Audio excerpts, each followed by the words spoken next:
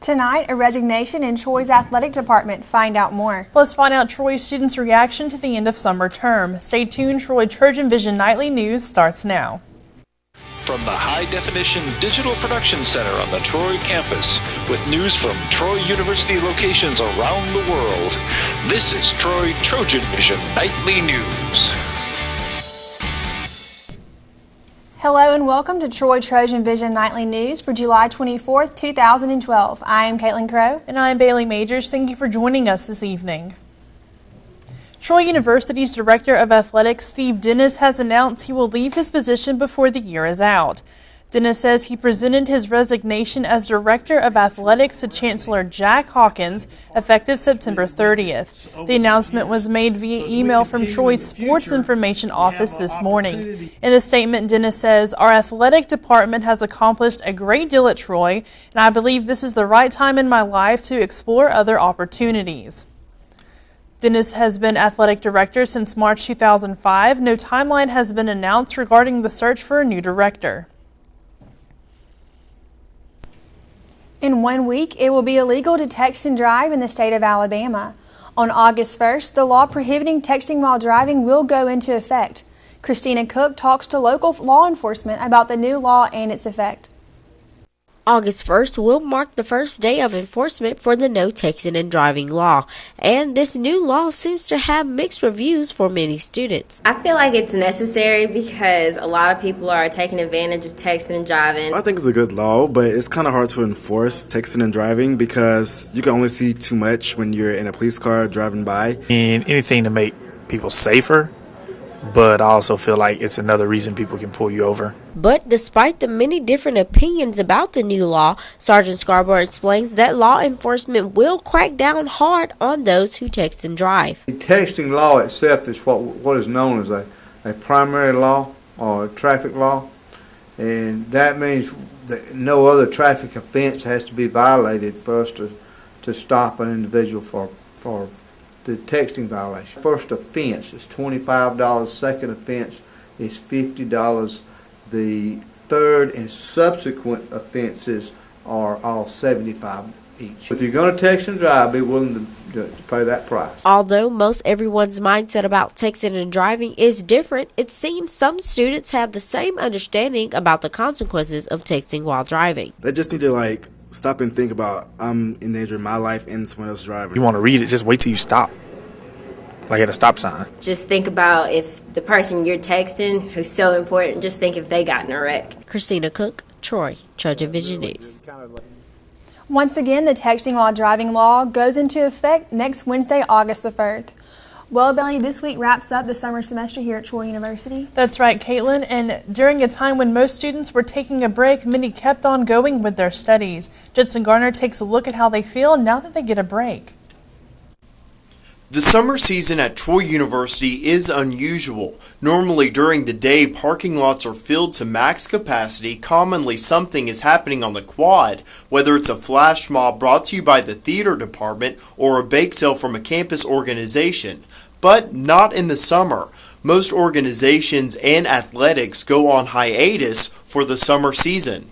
The college campus life seems to be replaced by freshman orientation sessions and camps. There are signs of life as many students choose to take classes during the summer semesters, but even the classes are designed differently to where they are condensed.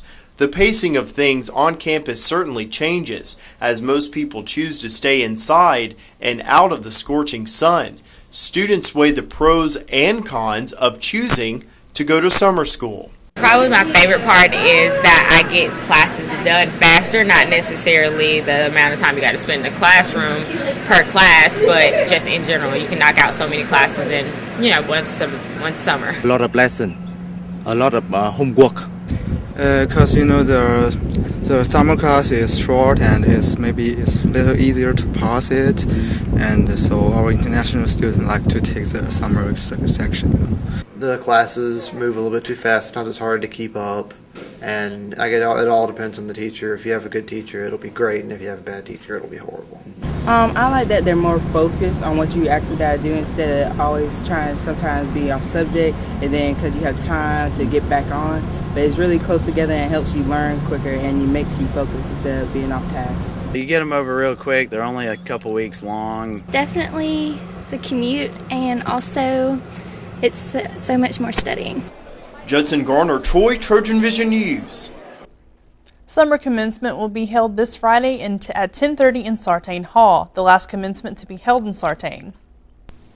And now taking a look at news from around the state. In Oxford, police have identified 2 more suspects in the recent shooting death of an Oxford man. Investigators said they have obtained warrants charging 25-year-old Terry Shondell Thomas and 23-year-old Raphael Lamar Simmons with murder in the killing of 50-year-old Barry Wright on Saturday. Oxford Police Lieutenant L.G. Owens told the Anderson Star that there is a second victim in the case, whom authorities are not yet naming. The suspects are also charged with attempted murder. And in Tuscaloosa, the man accused of shooting 18 people last week is scheduled to have a preliminary hearing in Tuscaloosa County District Court at 9 a.m. on September 7th. The website AL.com reports that 44-year-old Nathan Wilkins is scheduled for the preliminary hearing on charges including 8 counts of attempted murder and 2 counts of shooting into an occupied building. He was charged with shooting at Northport Home and at the Copper Top, a downtown Tuscaloosa bar. And in Huntsville, Cecil Ashburn, who founded the company that helped build some of North Alabama's best-known roadways, has died. He was 92 and a member of the Corps of Engineers in the U.S. Army during World War II. He formed a road-building company along with Emmett G. Pat Gray in 1946. The company, Ashburn and Gray, grew into one of the state's largest road builders with offices in Huntsville, Decatur, and Guntersville. Still to come on Troy TrojanVision Nightly News, all-star outfielder Escarzo Suzuki is suiting up for a new team. Dustin Carroll will be in Next in Sports with all the details. But first, families bury the loved ones who died in the Colorado movie theater massacre. We'll have that story and more after the break. Families of those killed in last week's theater shooting prepare for funerals, but amid the sadness, there is also some good news. I'm Teresa Garcia in Aurora, Colorado with the latest coming up. Yeah, but did you see how much he had to drink last night? I can't believe that guy made it home. Nobody drives drunk anymore. Hold on, I got another call coming in.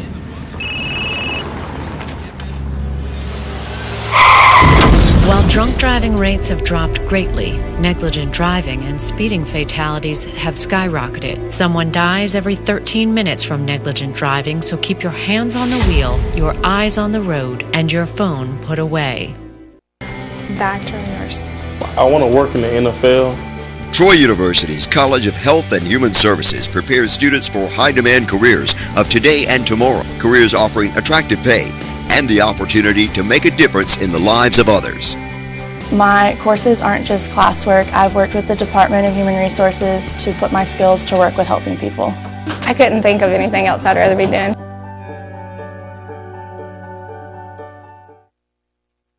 From the high-definition digital production studios of Troy University, you're watching the award-winning Troy TrojanVision Nightly News.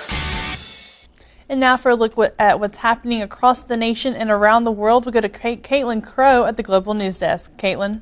Thanks, Bailey. There was a flurry of activity at the site of the movie theater rampage today. Teresa Garcia has the latest details from Aurora, Colorado.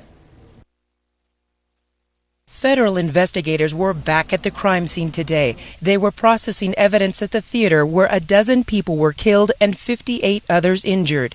A tow truck was seen hauling a car from the Century 16 parking lot. The boyfriend of the woman who owns the car was killed. Police returned her keys along with her blood-soaked purse. Investigators and lawyers for the defense have asked to be allowed into the theater. They also want access to the apartment of suspected gunman James Holmes. The public defender is expected to request a psychiatric evaluation of Holmes before he is formally charged. The first funerals for those killed will begin later this week, but in the midst of all the sadness here in Aurora, there has also been some good news. Katie Medley, who escaped the carnage without injuries, gave birth this morning to a son named Hugo. Her husband Caleb was shot in the eye and is being treated in the same hospital. He will close his hands, he will squeeze, and he has given a thumbs up. He's going to fight through this so that he can be with his newborn son as much as possible. The Medleys do not have medical insurance, and the family has been told their hospital bills could reach $2 million. Their friend has set up a website to raise money. He needs to get better because he needs to be a dad. More than $70,000 has been raised so far, and updates on Caleb's condition are being posted on Facebook. Teresa Garcia, CBS News, Aurora, Colorado. As Romney prepares for an overseas trip, he's laying out an assault on President Obama's foreign policy. He used a speech before the Veterans of Foreign Wars to make his case. It's the same place where the president touted his national security record on Monday. Danielle Nottingham has more from Washington. Mitt Romney took the stage at a veterans conference in Reno, ready to attack President Obama's record as commander-in-chief. He has given trust where it is not earned, insult where it was not deserved, and apology where it is not due.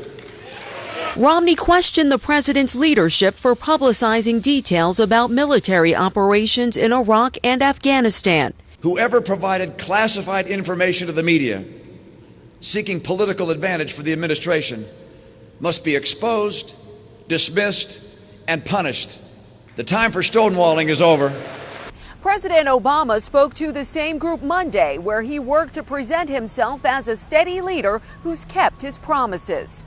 The president implied it's his Republican challenger who lacks experience in foreign affairs. There are those who argued against a timeline for ending this war or against talking about it publicly. But you know what? That's not a plan for America's security either. President Obama is wrapping up a West Coast trip with fundraising stops in Oregon and Washington State. But through every one of my campaigns, what's always given me hope is you. The president heads to New Orleans Wednesday, while Romney is looking to polish his foreign policy resume with a trip to London, Israel, and Poland. Danielle Nottingham, CBS News. And that wraps things up from the Global News Desk. Now back to you, Bailey. Thank you, Caitlin. And now Dustin Carroll joins us for a look at the sports. So, Dustin, during the summer, not a whole lot has gone on for Trojan sports, but there's been a big announcement in the athletic department. That's right, Bailey. As we mentioned earlier in the newscast, the athletic director, Steve Dennis, has resigned. I'm going to talk more about that in sports and also talk about a little Major League Baseball and some more Penn State. I'll get into that right now. As we mentioned earlier, Troy University's Director of Athletics, Steve Dennis, announced his resignation from his position earlier today. The resignation will be effective September 30th of this year. Dennis announced his resignation through an email distributed by Troy Sports Information Department to the media earlier today. In his reason for leaving, Dennis said in his statement, "Our athletic department has accomplished a great deal at Troy, and I believe this is the right time in my life to explore other opportunities." Dennis has been Director of Athletics since March of 2005.